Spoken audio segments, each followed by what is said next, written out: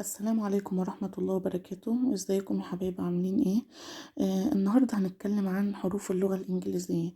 أولا، اللغة الإنجليزية مكونة من كام؟ من 26 حرف. تمام. منهم 5 حروف متحركين، وهم ال A وال E وال I وال O وال U. ال A وال E وال I وال O وال U. تمام. يبقى تاني، حروف اللغة الإنجليزية مكونة من 26 حرف، منهم 5 متحرك، وهم ال E وال E وال I وال O وال U. طيب، ال21 حرف الباقيين اللي هم حروف ساكنة. تمام. يبقى الباقي، ال21 حرف الباقيين دول بنسميهم حروف ساكنة. هما ايه الحروف الساكنة بقى؟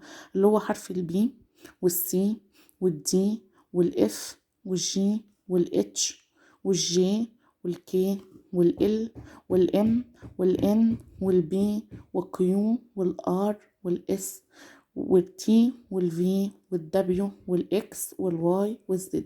يبقى تاني، بعد ما احنا خلصنا حروف اللغة الإنجليزية كتابة وعرفنا الأصوات بتاعتهم، المفروض نكون عارفين ان حروف اللغة الإنجليزية دول عبارة عن 26 حرف، اللي هم 5 منهم متحركين، والباقي ال21 حرف اللي هم ساكن. تمام.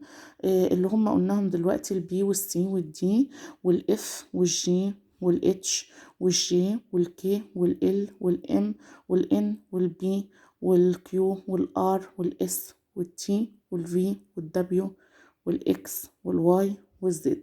واحنا كنا قايلين في الحلقات السابقة عن اصواتهم، وقايلين عن وعدناهم كذا مرة بالتكرار. لو عايزين تشوفوهم عندي على القناة، ياريت لو عجبكم الفيديو ما تنسوش تعملوا لايك واشتراك وتفعلوا زر الجرس عشان يوصلكوا كل جديد. شكرا، والسلام عليكم ورحمة الله وبركاته.